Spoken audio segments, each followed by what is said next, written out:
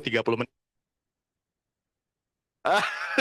Oke, final sprint itu yang saya sampaikan ke tim ya, itu mereka itu lakukan yang namanya reconnect ya. Reconnect itu karena kita udah final sprint itu kita bukan lakukan banyak yang banyak ya, aktivitasnya harus benar-benar disaring ya. Jadi bukan do more, tapi do what matters ya. Jadi bukan lakukan lebih, tapi lakukan yang udah tepat sasaran. Tepat sasaran di sini maksudnya apa? Em, Maksudnya kita nggak ulang lagi dari awal gitu ya. Mau menghangatin leads itu atau prospekan itu untuk ambil lagi sepertinya udah final sprint kurang tepat. Jadi lebih tepat itu adalah reconnect, artinya kita reselling kembali ke nasabah yang sudah ada. Di sini ada yang nggak punya nasabah, yang belum punya nasabah sama sekali.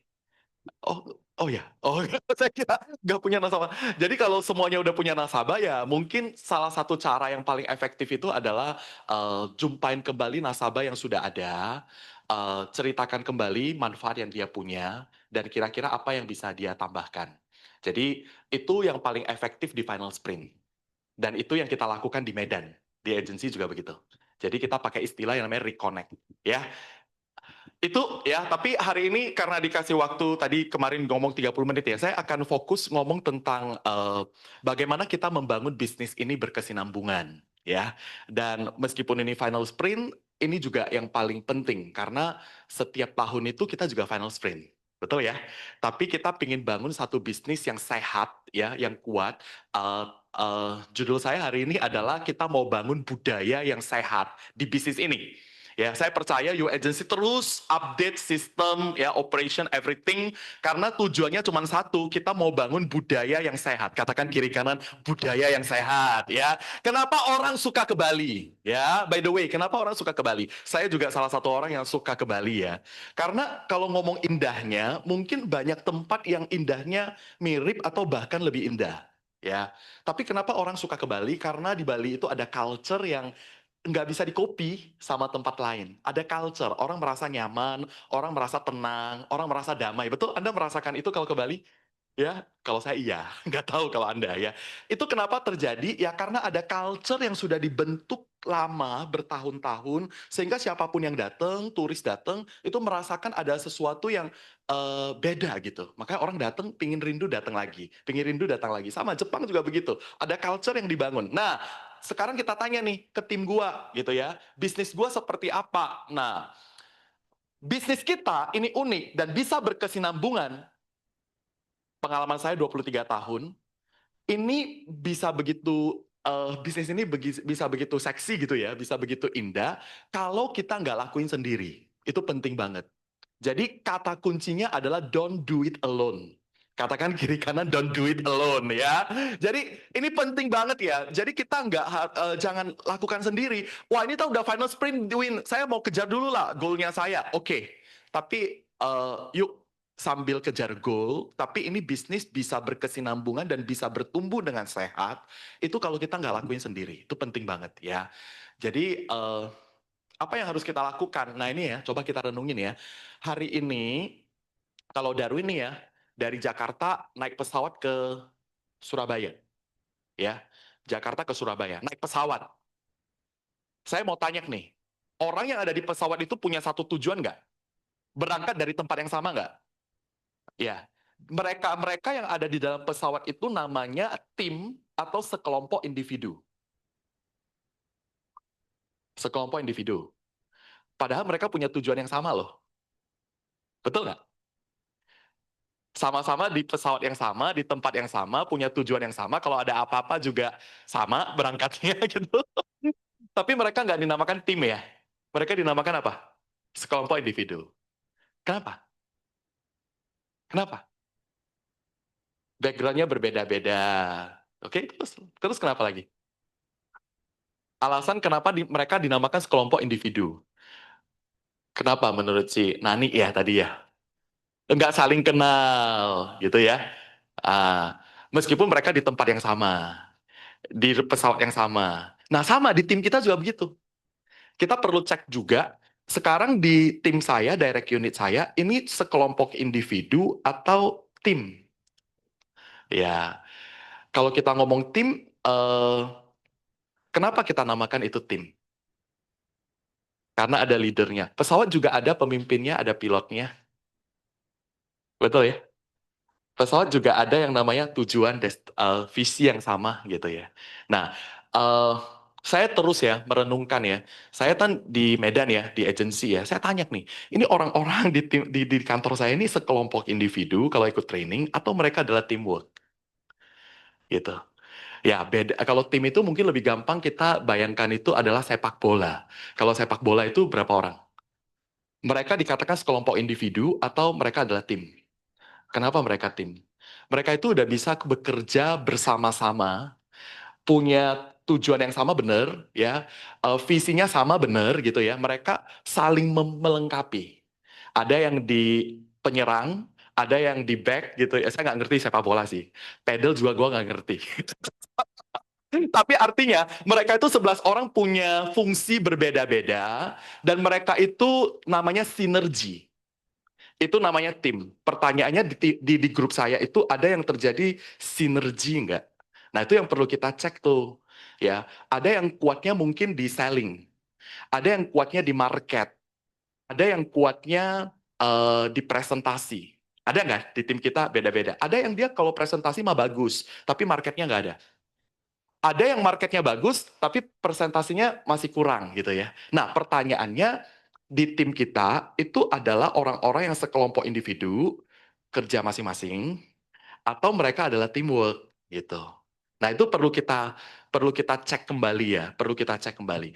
Nah, visi kita adalah tentunya kita penting banget ya.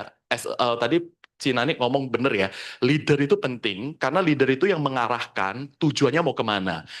Dan banyak yang berkatakan bahwasanya everything rise and falls itu dari leadership dan leadership itu tergantung dari tim. Nah, tim itu harus punya visi ya. Nah, ini penting. Eh, saya kan leader nih, teman-teman juga leader ya. Hari ini kan mostly semuanya leader ya. Leader ini kita harus happy banget ya. Nanti awal tahun ada ngomong tentang leadership, itu perlu ya kita upgrade terus. Karena ini 2/3 atau dikatakan hampir 70% orang itu meninggalkan bisnis atau meninggalkan komunitas itu karena orangnya. Orang meninggalkan gereja bukan karena meninggalkan Tuhan, tapi meninggalkan siapa? Orangnya gitu loh. Jadi orangnya ini yang kita perlu terus ini ya. Nah ini ya, ini tips dari saya. Jadi saya selalu ngomongin ke teman-teman leader di kantor ya. Ingat ya, kita ini mau bangun tim. Untuk bisa jadi tim, kita harus jadi teman, bukan cari teman. Jadi teman, bukan cari teman. Katakan kiri kanan, jadi teman. Jadi teman itu ya inilah ya, belajar untuk telinga yang mau denger ya, mau memahami dan mau menolong gitu ya. Dengan cara apa? 3A. Jadi kalau saya itu selalu tekankan 3A ya. Jadi kalau ditanya kayak Win, gimana kalau kamu one to one sama tim, sama agent yang kamu lakuin apa sih? Ini ya, sama nasabah juga sama, atensi, apresiasi dan afirmasi itu penting. Atensi kita perhatian lah artinya ya, kita tanya bagaimana kondisinya ya, apresiasi ya hasil kerjanya sampai sekarang sudah bagaimana, hasil usahanya, dan afirmasi itu penting. Afirmasi ya, terus perkatakan yang baik ya. Nah, ini 90% tubuh manusia itu dari cairan. Ini Profesor Dr. Masaru udah lakukan ini ya, dilakukan penelitian bahwasanya afirmasi itu berdampak dalam kehidupan seseorang. Percaya nggak percaya, tapi coba aja gitu ya. Kalau ketemu anak, ketemu suami gitu ya, lakukan afirmasi, perkatakan hal-hal yang positif. Ya, itu kamu itu cantik ya, kamu itu kelihatan selalu muda kalau ketemu teman gitu ya, kamu itu selalu fresh meskipun sekarang dia baru dalam masalah yang cukup berat ya, hari ini kamu kelihatan fresh ya, ya coba itu namanya afirmasi. Karena Dr. Masaru Emoto melakukan penelitian, kalau cairan itu pada saat pengkristalisasi itu terjadi, diucapkan hal-hal yang baik gitu ya, dikasih denger musik gitu ya, dikasih love gitu, udah itu thank you, peace, itu bentuknya indah loh setelah dikristalisasi gitu ya. Tapi kalau kita pakai kata-kata yang ini ya, yang kurang baik ya, I will kill you ya, saya benci ya, saya nggak suka gitu ya. Wah, energinya itu negatif, ini bentuknya kacau gitu. Seperti banjir Sumatera, betul ya? kacau, berantakan, ya kan? Tapi percaya nggak percaya, coba lakukan itu deh. Ya, saya juga belajar terus ya untuk melakukan afirmasi. Dengan tim saya juga begitu. Even dia sekarang nggak baik-baik saja, MOC masih jauh gitu ya. Saya selalu afirmasi ke hal-hal yang positif. Yang namanya hidup itu kadang ada naik, kadang nggak turun, betul ya? Ya, jadi it's okay. Yang penting kamu tetap positif, lakukan bagian kamu. Hasil itu bukan manusia yang nentuin. Kita lakukan afirmasi. Jadi atensi, apresiasi, afirmasi. Oke? Nah, ini yang terus karena bisnis kita adalah people business, kita harus terus belajar. Saya juga terus belajar ya, valuing people, keep learning, growth mindset. Ya, nah 5 hal ini terus kita upgrade setiap tahun. Spirit cek apakah semangat masih ada, sacrifice rela berkorban. Nah ini yang saya update terus ya, sistem, struktur dan silabus. Saya sekarang fokusnya itu adalah membangun satu recruit talk yang bisa dipakai oleh semua orang gitu ya. Jadi recruit talk yang saya pakai sekarang itu adalah 5B dan 3M. Jadi ini topik saya siang hari ini ya, 5B dan 3M. Jadi kalau Win, lu kalau sekarang rekrut, saya pakai bahasa yang sama. Jadi saya rekrut, tim saya rekrut, siapapun yang rekrut pakai bahasa yang sama. Kalau jualan kita ada 5A ya. 5A. 5A mungkin udah tahu lah ya. Kalau rekrut kita ada yang namanya 5B plus 3M ya. Apa yang kamu lakuin Win kalau kamu rekrut ya? Jadi kita ngomong 5 hal tentang bisnis. 5B itu 5 hal tentang bisnis ya. Contoh, hari ini saya mau rekrut Ci Yuyu. Ci, apa kabar? Baik ya. Ci, hari ini Cici bisnis. Kalau nggak bisnis kerja. Kalau nggak kerja berkarir. Betul nggak? Orang yang kita jumpain seperti itu nggak? Nah, saya ini kalau dia ngomong saya ini belum punya kerjaan. Saya itu masih pengangguran. Saya langsung skip. Jadi saya akan fokus ke orang yang memang lagi punya bisnis, orang yang lagi kerja atau punya karir. Oke ya. Ci setuju ya? Ci sekarang Cici bisnis atau Cici sekarang kerja, sekarang Cici karir. Ci setuju nggak hari ini setiap orang kerja bisnis sama berkarir, yang dicari itu cuma 2 Ci Yuyu. Yang pertama duit, yang kedua waktu, betul? Ya, jadi duit dan waktu ya. Nah ini kita cek nih Ci, ada orang yang punya duit tapi nggak punya waktu. Ada yang kebalikannya, betul ya? Ini yang paling parah nih, uang nggak ada, waktu nggak ada. Biasanya ini ibu rumah tangga nih ya. Ibu rumah tangga kan waktunya habis semua ya, pagi-pagi udah bangun, masak, antar anak sekolah, ya kan? Udah itu, wah padat banget lah ya. Jadi waktu hampir nggak ada, duit pun tergantung sama suami gitu ya. Tapi harapan setiap orang pingin ini dong, pingin dua-duanya ada dong. Ya, nah itulah yang dikatakan impian, itulah yang dikatakan sukses ya. Orang yang by the way ya Ji, kalau orang punya duit banyak nih, tapi waktunya nggak ada, sukses nggak orangnya? Eh, belum dikatakan sukses lah ya. Berarti dia benar-benar waktunya itu kepake habis semua. Belum dikatakan sukses ya. Nah, ada tuh indikator orang sukses tuh Ciyuyu ya. Jadi katanya itu kalau orang sukses itu ada 5 indikator. Indikator pertama itu mereka punya impian, mau bantu orang. Produk dan jasa yang dijual itu biasanya bisa bantu orang ya.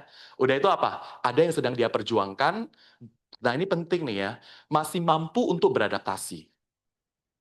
Kalau orang sukses zaman dulu, kalau dia dulu pernah sukses, belum tentu sekarang sukses. Kenapa bisa begitu? Karena tidak bisa beradaptasi. Setuju? Ya. Jadi adaptasi juga penting banget ya. Dan yang penting itu zaman sekarang itu mau bisnis apapun, mau usaha apapun, mau karir apapun ini penting ya. Elemen terakhir itu adalah perlu yang namanya sabar. Setuju nggak? Ada nggak bisnis yang instan langsung jadi? Ada sih. Tapi pertanyaan bisa berkesinambungan nggak? Gitu ya. Jadi kelima elemen itu penting. Nah, menurut Kiyosaki kan kita punya 4 pilihan nih ya kan? Mau jadi employee, self-employed, investor, pilihan apapun semua punya resiko. Setuju? Nah, tapi kalau ditanya ke saya, Win dari 4 ini mana yang paling oke? Menurut gua yang paling oke itu yaitu self-employed gitu ya. Self-employed itu berarti kerja untuk diri sendiri, income-nya tergantung waktunya. Jadi dia bekerja untuk diri sendiri. Contohnya apa? Contohnya dokter spesialis. Ya, Ciyuyu. Setuju nggak dokter spesialis itu juga jualan? Mereka jual jasa konsultasi, betul? Mereka jualan jasa medis, obat, operasi, ya kan? Nah, kalau di Medan, nggak tahu kalau di Surabaya. Kalau di Medan, dokter spesialis itu udah banyak, ada banyak dokter spesialis itu kolaborasi. Mereka bangun yang namanya rumah sakit. Nah, kenapa dokter spesialis bangun rumah sakit ya? Karena mereka mulai aware, one day gua akan pensiun. Kalau gua udah pensiun, gua udah nggak bisa praktek, berarti income gua berhenti dong. Nah, gimana supaya income gua itu bisa tetap jalan nih? Mereka mulai bangun rumah sakit. Tujuannya apa? Di saat mereka pensiun, di saat mereka udah berhenti, rumah sakitnya bisa jadi passive income buat mereka. Siapapun yang berobat, ya kan, mau yang dia kenal maupun nggak kenal, ya, mereka berobat bayar ke rumah sakit, mereka dapat royalti. Ya, itu yang terjadi di Medan. Ciyu setuju nggak? Nggak semua orang terlahir bisa jadi dokter spesialis. Setuju ya? Dan nggak semua dokter spesialis pun itu punya kesempatan bisa punya rumah sakit, betul? Betul ya? Jadi dokter spesialis itu nggak gampang loh. Lu udah jadi dokter spesialis, belum tentu punya kesempatan bisa bangun rumah sakit. Nah, Ci, gue mau cerita nih. Banyak orang mungkin nggak tahu ya. Bisnis saya itu sama seperti dokter spesialis yang sedang bangun rumah sakit. Saya mau cerita tentang bisnis saya ke Cici. Boleh ya, Ci ya? Nah, bisnis saya very simple. Yang kelima, ya. Yang kelima, bisnis saya itu cuma ada 3 layer, ya. Begitu gabung kita namanya partner bisnis, ya. Udah itu jadi AAB, udah itu jadi AB. Ya. Ini 3 layer, ya. Untuk dari partner bisnis menjadi AB itu butuh waktu 2 sampai 3 tahun pada umumnya. Tapi ada loh, Ci, yang setahun orang bisa capai. Mau di level manapun, potensi income-nya gede. Ya. Mau di level manapun, bisa potensi income ratusan juta. Ya, resiko hampir nggak ada. Oke, tapi yang paling penting ini, Ci. Yang paling penting adalah cara jalaninnya. Setuju nggak? Banyak nggak orang yang Cici kenal itu agen asuransi? Banyak. Tapi mungkin mereka cuma jadi partner aja. Mereka cuma jadi dokter spesialis doang. Dokter spesialis yang nggak punya rumah sakit. Tapi hari ini gue mau cerita, Ci, bisnis saya ini sebenarnya sama seperti dokter spesialis yang sedang bangun rumah sakit. Gimana ceritanya, Win? Nah, ini ya, kalau kita mau jalani bisnis ini, kita harus inget ya, ada 2 angka ya. Yang pertama 300 juta plus 4 partner, yang satu lagi 900 juta plus 6 partner. Itu angka untuk bisa promosi. Nah, menurut Ciyuyu, omset 300 juta itu besar, kecil, atau biasa aja? Biasa aja ya. Nah, ini ya, kalau cara cari omset 300 juta di bisnis asuransi itu simple. Kebetulan produk yang paling laku di Prudential itu adalah produk hospital. Ya, jadi kalau secara nasional 48% salesnya Prudential Indonesia itu datangnya dari Pruwell. 48%. Ya, itu produk yang paling laku. Jadi kalau misalnya satu keluarga nih ya, beli produk kesehatan, contoh suami istri 2 anak nih, preminya sebulan 4,5 juta contoh, ya kan? Cara hitung omset itu udah langsung dikali 12 tuh.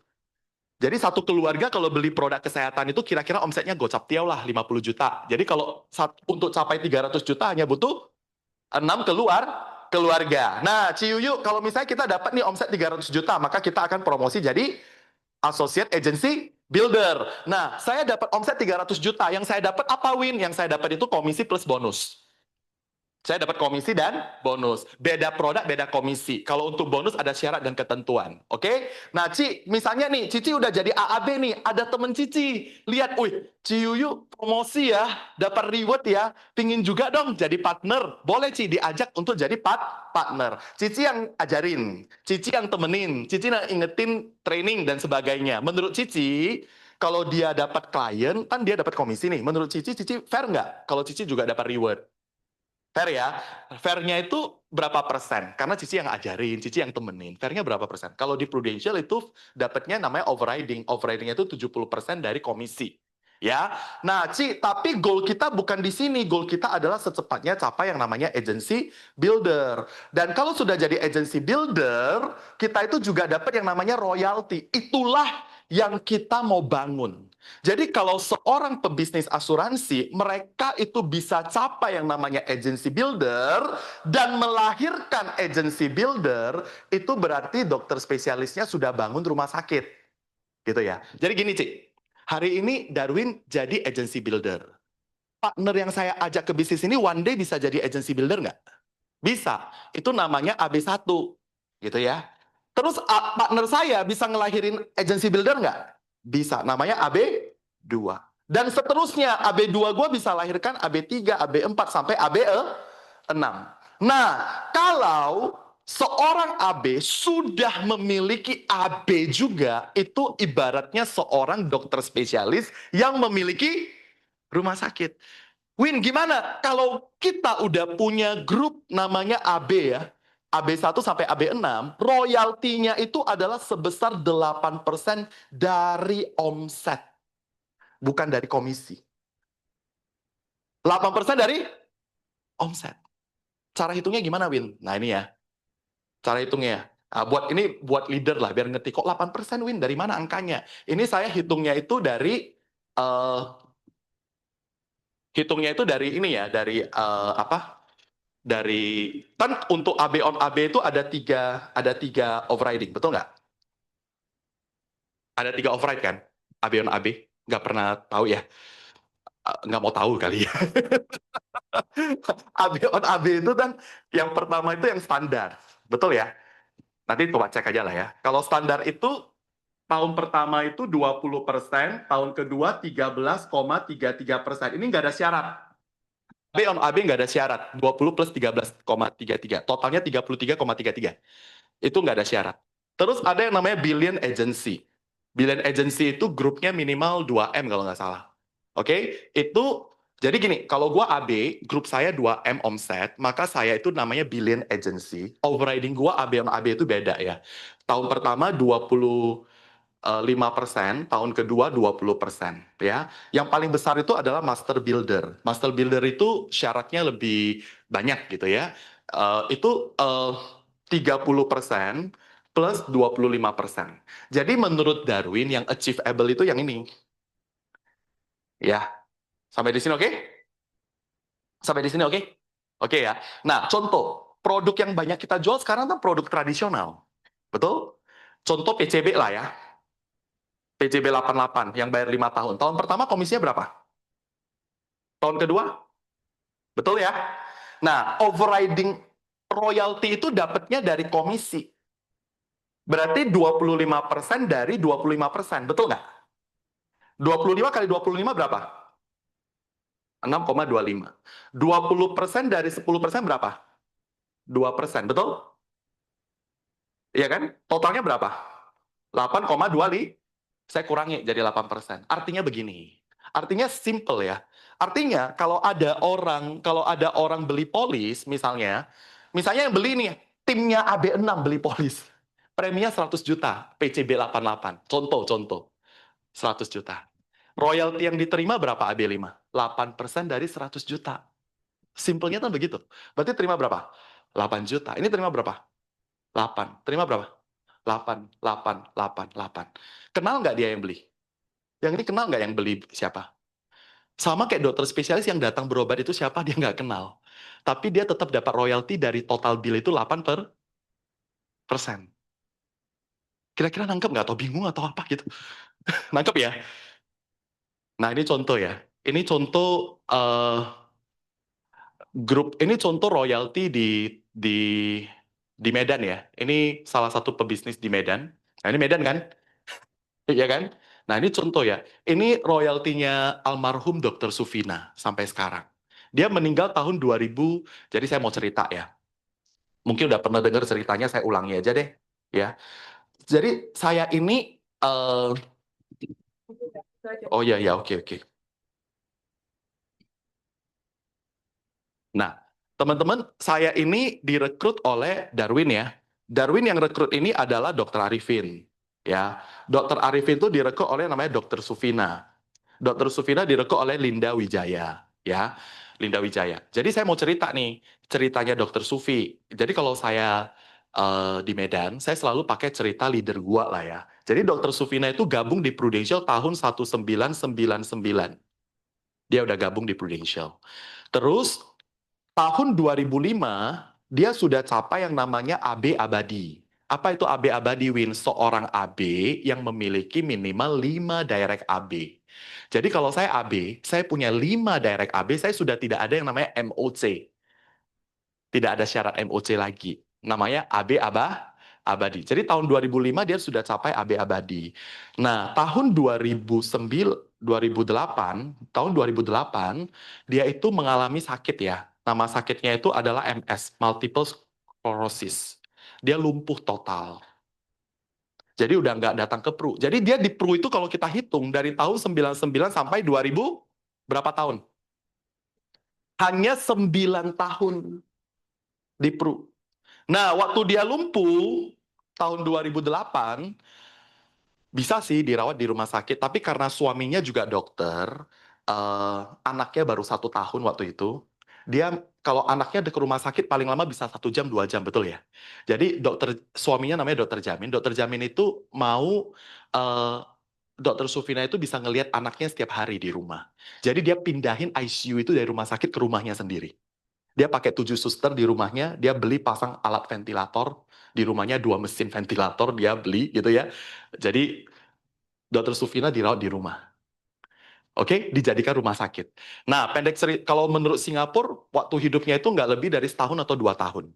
Tapi karena suaminya dokter, dirawat dengan benar, akhirnya tahun 2017 dia baru dipanggil Tuhan. Jadi itu penyakitnya itu unik ya sampai sekarang ya. Dia lumpuh sih, pelan-pelan lumpuh. Terakhir yang lumpuh itu jantungnya udah lumpuh, nggak bisa berdetak, ya meninggal. Jadi cukup lama ya, 2008 sampai 2017. Nah ini gue mau cerita nih. Jadi kalau ngomong, dia gabung di Prudential, dia jalanin Prudential itu cuma berapa tahun? 9 loh. Itu sama sekali udah nggak jalanin. Sampai hari ini. Nggak pernah. Termasuk dokter Jamin nggak pernah, maksudnya ikut training lah, ikut meeting lah, isi S3 nggak pernah. Orang suaminya fokusnya ke spesialis kandungan. Jadi gini ceritanya, mereka suami istri itu adalah dokter umum, dokter Sufina dan dokter Jamin. Suatu hari dokter Sufina memutuskan, gua mau fokus ke asuransi, supaya suami saya bisa jadi spesialis, cari duit dari asuransi. Paham ya? Jadi akhirnya dokter Sufina fight lah di asuransi, kumpulin dana untuk bisa sekolahkan suaminya jadi dokter spesialis. Jadi mimpi istrinya adalah suaminya jadi dokter spesialis. Sampai di sini oke? Dan akhirnya suaminya itu fokus sampai hari ini. Kenapa dia nggak tinggalin spesialisnya? Oke, sampai sekarang dia termasuk dokter yang top lah ya di Medan ya, dokter Jamin Katarino. Kalau lihat Instagram, namanya Jamin Katarino ya, dokter Jamin Katarino ya. Jadi nasabahnya cukup banyak. Nasabahnya apanya? Pasiennya cukup banyak ya. Termasuk semua AB-AB saya kalau hamil saya suruh ke sana gitu ya. Karena apa? Karena dimotivasi sama dia nanti. Dia memang nggak datang kantor. Tapi kalau AB saya yang hamil-hamil datang ke sana ya, yang istrinya hamil atau yang hamil AB saya yang cewek ya ngomong, "Dok, saya ini keturunannya dokter loh. Dia bisa buka Provos loh." "Oh ya, kamu di Prudential ya? Oke, siapa nama kamu?" Dia buka, dia cek, bener nggak ada nama dia di Provos dia.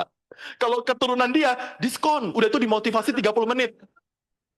Karena nggak perlu bayar, ya kan?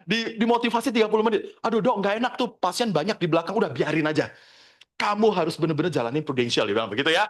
Jadi, kenapa? Ceritanya kenapa gitu ya. Dia, istrinya ini, kisah nyata ya, dia cuma jalan di Prudential cuma 9 tahun. After itu, dia udah lumpuh, itu nasabah-nasabahnya juga nggak terurus. Ya, jadi udah bener-bener ditinggalin lah. Maksudnya nasabah juga ditinggalin, nggak di servis juga dan sebagainya gitu ya. Sampai 2017 udah meninggal gitu loh. Udah nggak ada dong berarti. Tapi yang luar biasa, bisnis ini royalti itu tetap jalan. Ini ya, royalti tahun 2011. Ini 2011 ya, coba lihat, bener nggak? Bisa di zoom nggak? Ya, ini coba 2011 ya, bener ya. Nah ini 2021. Meninggalnya kapan? 2021 royaltinya masih 1,7 M. Ini 2021. Yang sebelumnya, next lagi. Bisa next nggak? Nah, next. Ini kebetulan ya, Wina. Enggak. Nah, kita cek lagi ya. Ini kita cek lagi. Yang terbaru, next. Nah, yang terbaru udah dipisahkan, konven dan syariah. Betul ya? Nah, lihat nih. Ini yang tahun berapa? 2023. Zoom lagi. Ini berapa? Yang konven 1,12, zoom lagi, Bro. 1290, hampir 1,3 ya. Coba geser yang syariah berapa? 1,3 tambah 1,8. Tidak dikerjain pun tetap naik.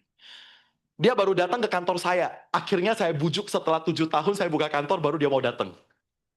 Dia datang cuma ngomong apa? Oh, sekarang setiap hari Prudential kirim. Setiap hari kalau ayam berkokok, Prudential kirim 70 juta ke dia. Sekarang income-nya setiap bulan 2 miliar dari Prudential.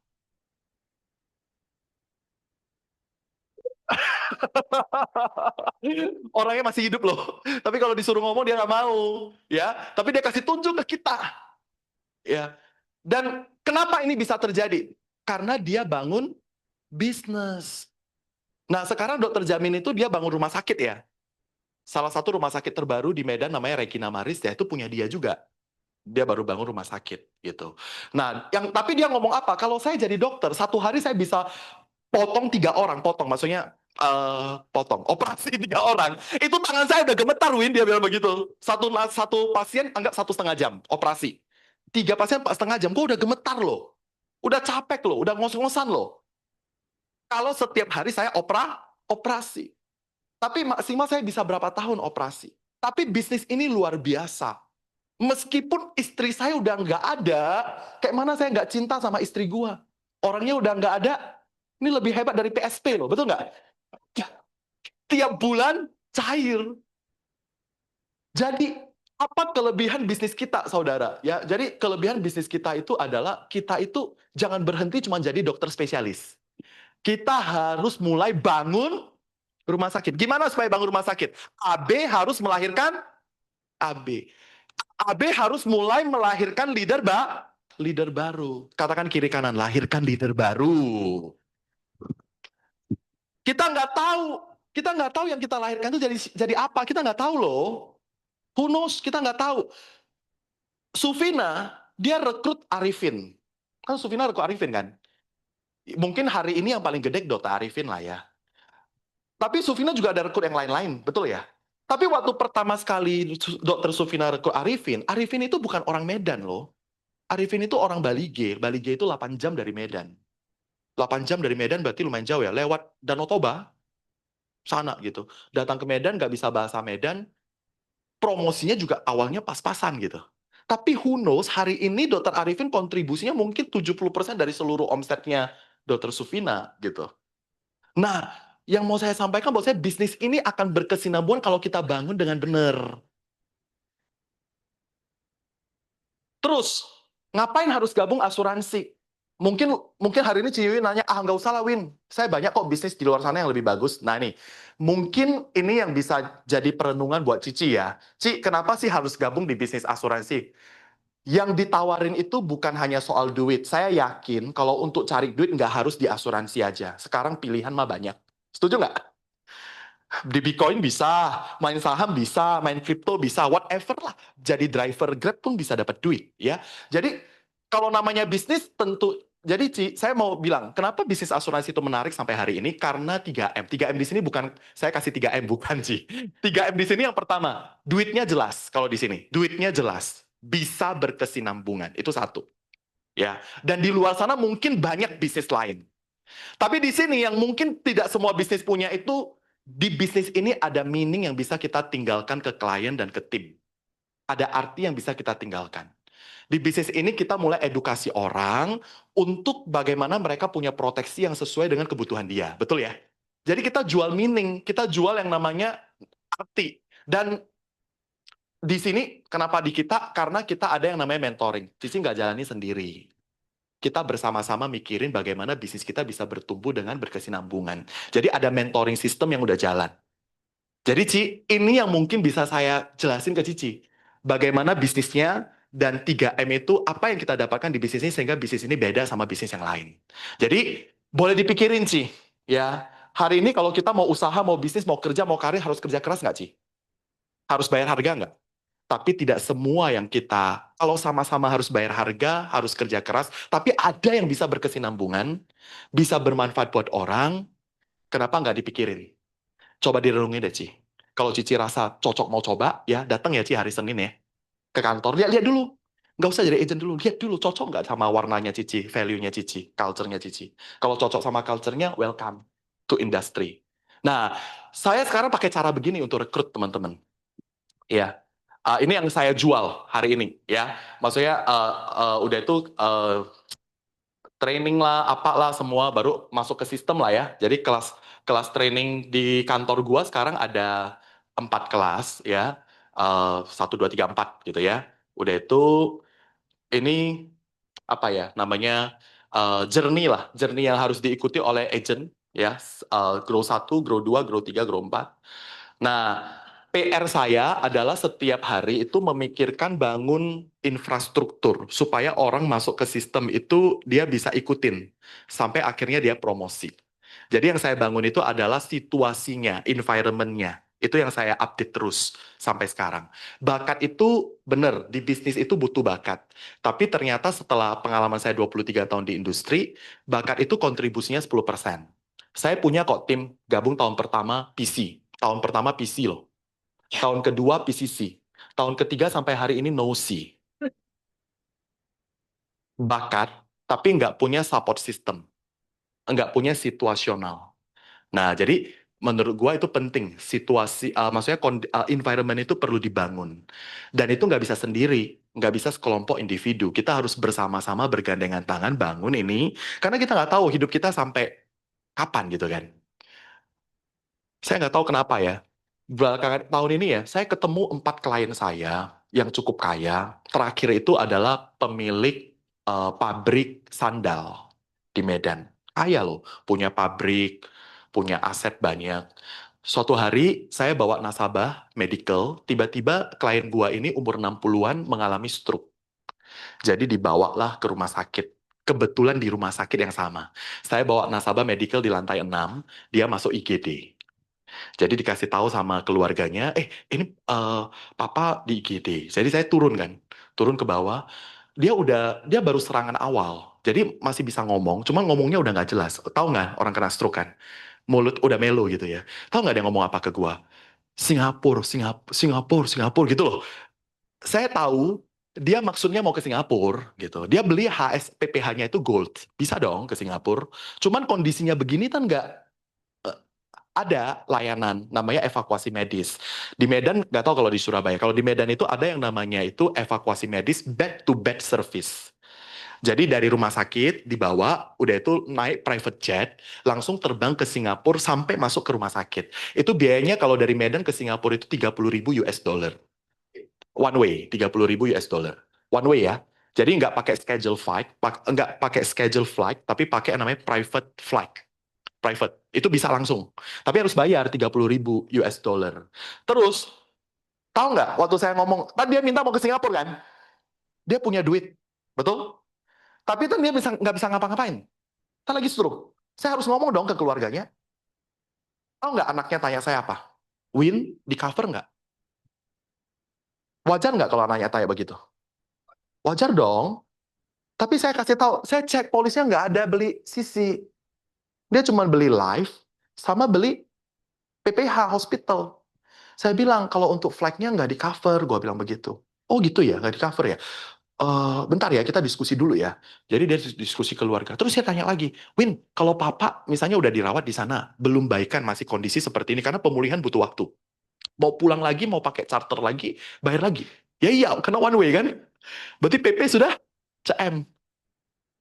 Terus di sana perlu biaya untuk tinggal nggak? Perlu yang lain-lain nggak? Wah, gitu ya. Udahlah, kita diskusi dulu. Pendek cerita, akhirnya mereka putuskan tetap dirawat karena stroke kan. Ya udahlah, di Medan aja. Jadi nggak jadi berangkat. Jadi saya berpikir begini ya, eh, hari ini kalau kita punya duit, punya pabrik, punya deposito atas nama saya, itu cuma saya ambil kesimpulan, itu cuma numpang nama saya. Maksud lu apa, Bin? Di kondisi-kondisi tertentu, meskipun itu punya nama saya, bisa jadi saya nggak bisa pakai loh. Perlu persetujuan pihak lain. Meskipun itu atas nama saya. Atau lebih parahnya begini loh, begitu saya dipanggil Tuhan jadi malaikat, itu semua aset saya tinggal ganti, betul nggak? Jadi kesimpulan saya, hari ini kalau saya punya duit, punya apa-apa, semuanya itu cuma numpang nama saya. Padahal yang cari gua. Contohnya begitu. Saya coba flashback kembali. Kalau anaknya tanya ke saya, Win, ini semuanya di cover nggak? Saya jawabnya apa? Oh, di cover. Kira-kira jawabannya berbeda nggak? Dia perlu tanya lagi nggak? Oh, nanti kita diskusi dulu ya. Perlu nggak dia tanya begitu? Dia pasti lah, oh ya udah, cepat, cepat, cepat, panggil, ayo terbang, betul? Karena kita nggak tahu cash flow keluarganya seperti apa pada saat itu kita nggak tahu. Kan kita nggak tahu apa yang terjadi di keluarga itu, bagaimana cash flow pabriknya dan sebagainya kita nggak tahu. Tapi kalau kita ngomong di cover, tapi itu rembes dan sebagainya, mungkin bagi mereka nggak masalah, langsung terbang, betul nggak? Yang penting dibayar. Kalau dia beli CC misalnya 5M contoh atau 10M, oh cover. Bolak-balik 5 kali juga di cover. Langsung nggak. Sampai apartemennya semuanya di cover. Jadi saya berpikir, wah, makanya sekarang saya banyak jual sisi. Tahun ini saya ada jualan ya. Jadi karena pengalaman, jumpa ada 4 klien saya di Medan yang kena sisi, mengalami serangan jantung, ada yang kena stroke ya. Tapi mereka nggak bisa pakai duit mereka.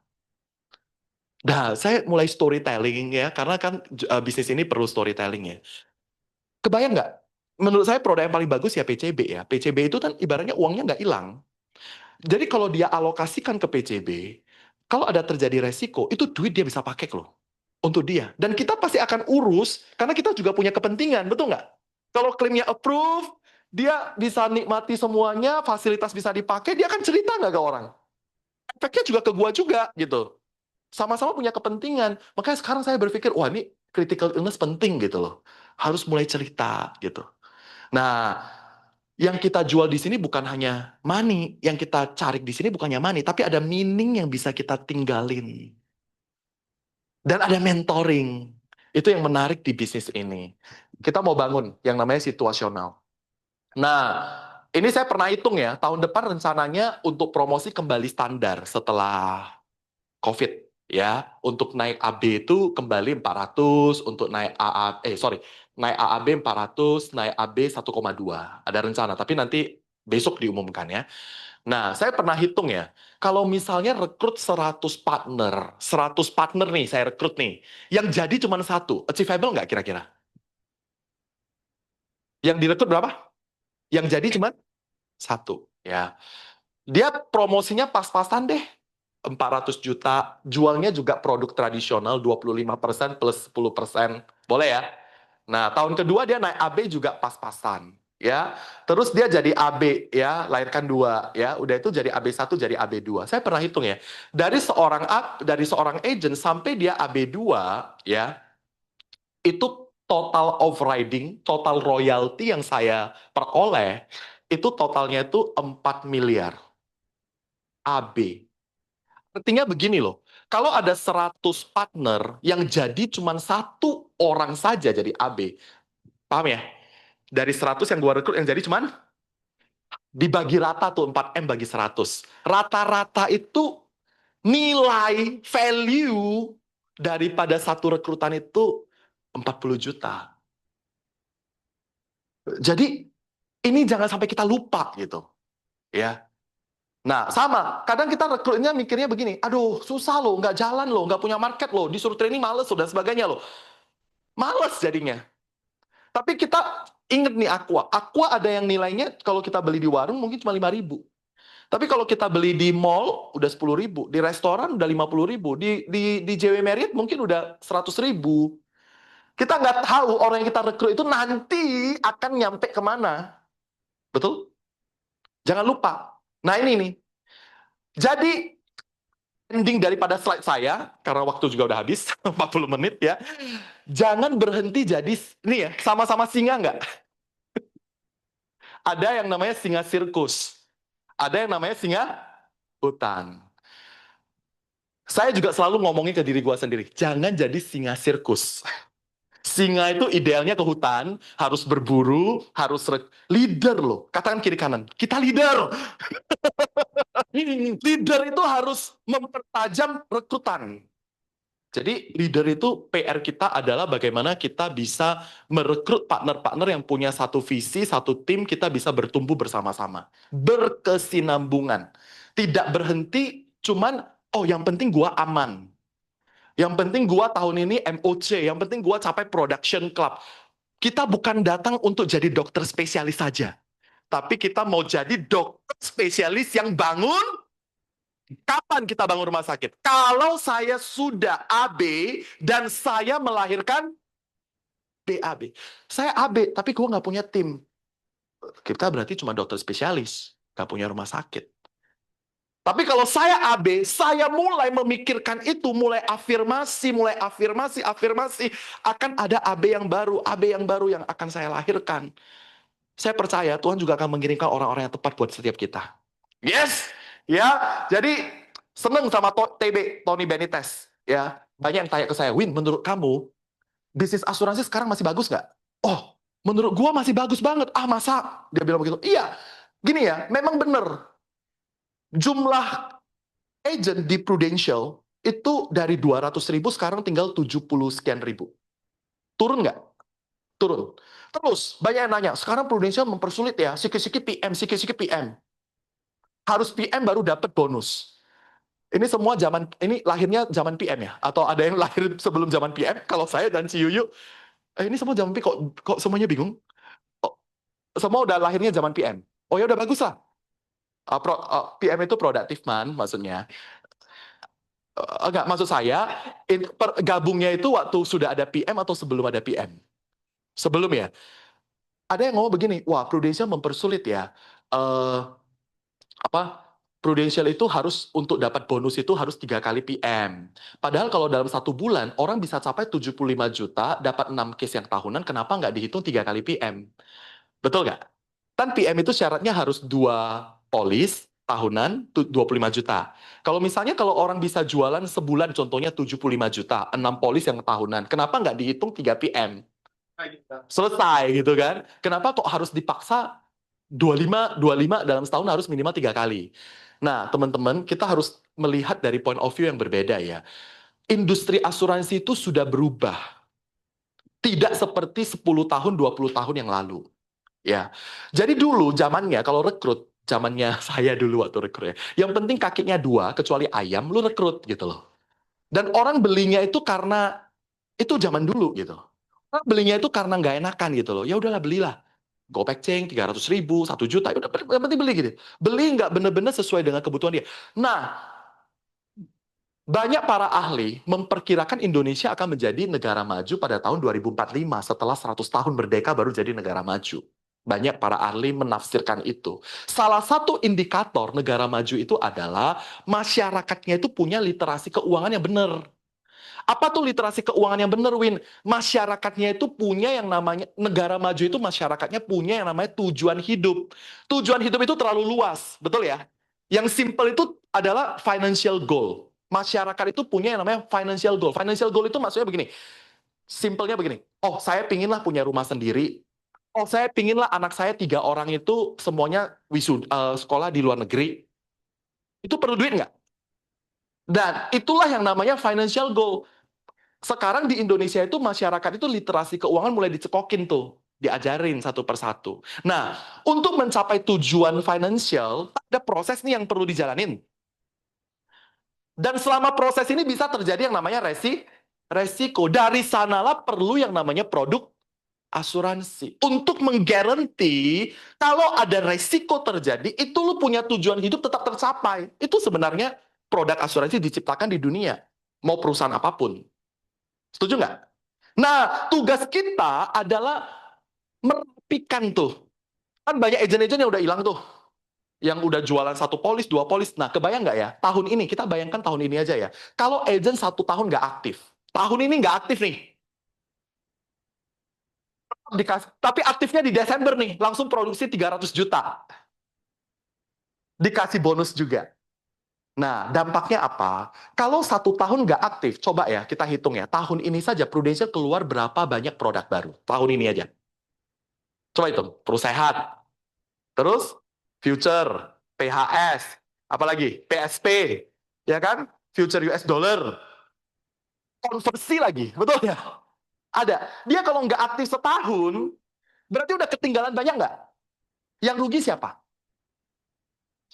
Nasabah. Nasabah nggak dapat update.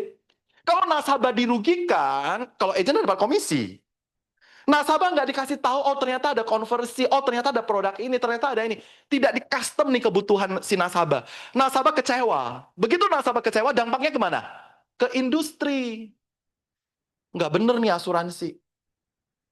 Betul? Jadi bola efek dominonya itu sampai ke sana. Makanya kenapa dibuat PM minimal harus 3 kali, supaya agentnya minimal 3 bulan dalam setahun, dia itu pernah tahu update terbaru.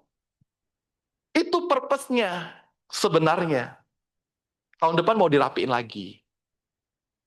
Nanti Nanti di besok diumumin. Jadi sebenarnya purpose-nya itu adalah supaya kita itu benar-benar sebagai pebisnis di sini, kita benar-benar bisa custom kebutuhan klien itu beda-beda. Asuransi itu harus dibeli sesuai kebutuhan, harus di tailor made. Dan nggak boleh over assured, tidak boleh under assured. Yang lagi rame-rame nih, viral nih, ada ya case ya, yang klaimnya lagi yang early claim di sosial media. Kenapa klaimnya bukan klaimnya ditolak ya, tapi klaimnya diinvestigasi karena early claim kan? Kenapa klaimnya diinvestigasi? Karena dia diminta rekening koran, ya, rekening korannya itu saldonya cuman setiap bulan itu rata-rata di bawah 100.000. Tapi bisa bayar premi belasan juta setiap bulan. Setiap bulan. Jadi nasabahnya ngomong, oh saya transaksinya pakai tunai. Oke, boleh pakai tunai. Biasanya kalau pakai tunai itu kan ada catatannya dong. Minta dong catatannya. Nah, itu yang diminta sama Pru. Fair nggak? Nah, kenapa Pru minta? Bukan mempersulit ya. Sebenarnya bukan mempersulit. Kita juga harus mengerti perusahaan asuransi yang ada di dunia ini tugasnya itu adalah mengelola resiko. Semua perusahaan asuransi, mau brand apapun, kerja perusahaan asuransi adalah mengelola resiko. Nasabah bayar premi ke perusahaan asuransi. Premi itu dikelola. Dikelola buat apa? Buat bayar klaim. Sampai di sini oke? Nah, perusahaan asuransi bisa rugi nggak, Win? Nggak bisa. Gini, contoh ya, premi yang terkolek 100 miliar. Premi yang terkolek. Klaim yang dibayar contohnya 130 miliar. Bisa nggak terjadi begitu? Berarti klaim lebih besar daripada premi dong. Berarti perusahaan asuransi defisit nggak? Defisit berapa? Ingat ya, 30 miliar itu bukan kerugian company. Bukan. Company asuransi itu cuma mendahulukan dulu. Bener, 30 miliar itu dipakai RBC untuk bayar dulu karena tugas perusahaan asuransi mengelola resiko. Tapi 30 M ini yang sudah didahulukan itu nanti akan diperhitungkan kembali untuk tahun depan.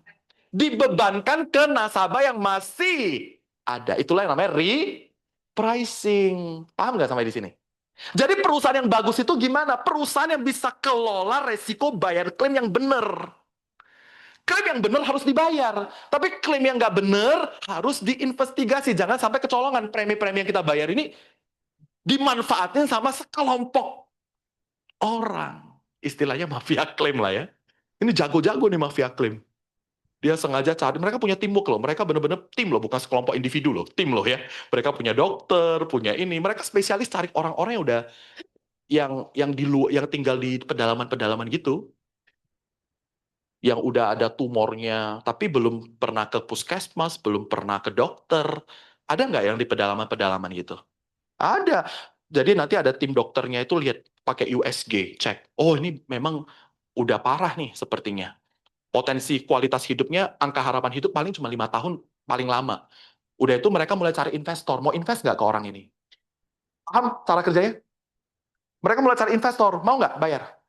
Invest cepek teo, lima orang kan, gopek teo kan, beliin asuransi ke beberapa perusahaan. Investasi ke orang ini. Kalau lu invest ke sawit, kan mau tunggu 5 tahun. Belum tentu sawit lu berbuah. Tiba-tiba banjir habis semuanya, betul? Lu invest ke sini aja. Betul ya? Karena dokter sudah memperkirakan. Ini contoh aja ya, sis. Contoh aja. Serem nggak? Kok saya tahu? Saya pernah ketemu sama mafia.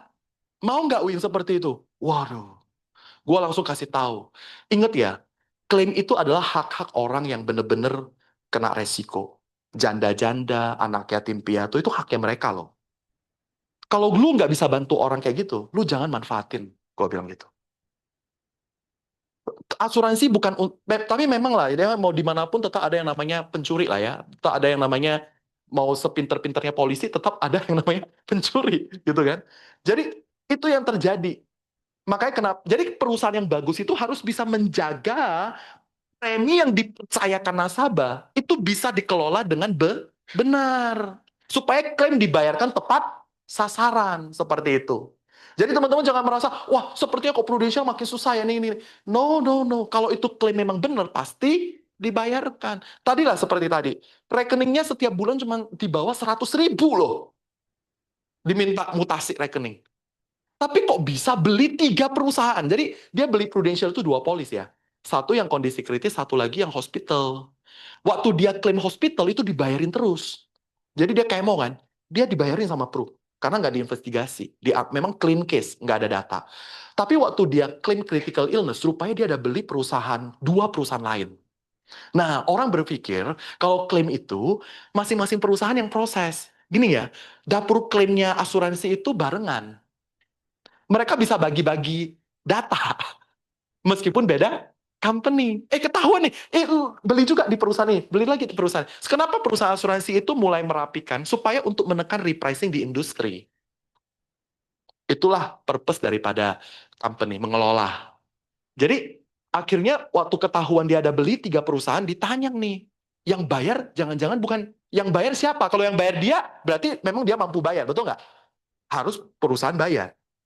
Tapi ternyata setelah dicek, sumber pembayaran premi bukan dari dia. Tanda tanya nggak? Siapa yang bayar? Jangan-jangan orang di balik layar gitu. Makanya diminta bukti. Dan Prudential nggak langsung menduga-duga ya. Oke, kita tetap percaya kamu yang bayar. Karena kamu katanya bayar transaksinya tunai. Mana catatannya? Itulah yang diviralkan. Kenapa Prudential minta bukti servis? Dia bilang usahanya itu servis motor. Dia buka usaha servis motor. Oke, anggaplah benar kamu punya usaha servis motor. Kamu buka usaha, ada transaksi, ada catatannya nggak? Mau usaha apa-apa pasti ada catatannya dong. Diminta gitu. Tapi dia nggak bisa keluarin. Tanda tanya kan? Nah, kita berada di company yang bagus lah ya. Kalau biasa ketemuan begini gimana, Win? Biasanya perusahaan akan underwrite ulang. Bukan klaimnya ditolak. Kalau perusahaan langsung decline. Langsung terminate policy. Tapi kalau di Pru itu masih baik ya. Dia masih underwriting ulang loh. Contoh, oh kamu punya penghasilan itu tidak memiliki penghasilan. Berarti maksimal UP-nya ada dong. Ya, misalnya berapa gitu kan. Dibayarkan sesuai dengan underwriting-nya Pru seperti itu. Pru itu baik ya. Pru itu tidak mau yang namanya asas praduga, maksudnya tidak mau menduga-duga kalau nggak ada bukti. Mafia itu kan rapi, kalau mau namanya pun mafia. Mana mau meninggalkan jejak? Semuanya kan di balik layar. Tapi Pru juga harus perusahaan yang bagus, harus pasang pagar yang bagus. Iya kan? Akhirnya makanya dirapin. Dan ini yearly claim ya. Jadi apakah semua klaim nanti akan digituin? Enggak. Jadi jangan langsung down. Ayo nanti klaim saya juga gitu. Enggak. Khusus untuk yearly claim itu bukan hanya berlaku di Prudential, berlaku di semua industri. Tujuannya apa? Supaya premi yang kita bayar, nasabah yang bayar itu benar-benar dipakai untuk bayar klaim yang sesuai. Seperti itu. Ya.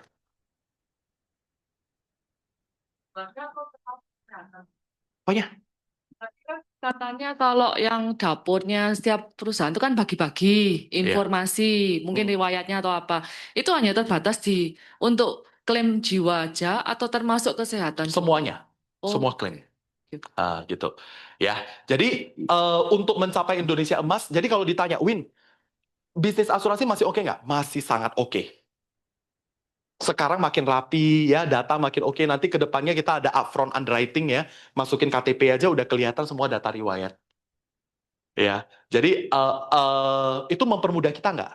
Itu bukan hanya di Pru loh, maksudnya bukan hanya di Indonesia loh, di Malaysia juga udah begitu, di Singapura juga udah begitu. Jadi enak loh, kita jualan juga tenang, nasabah juga enak gitu ya. Dari awal memang udah declare semua, jadi aman kan gitu, supaya nggak terjadi hal-hal yang tidak diinginkan seperti itu.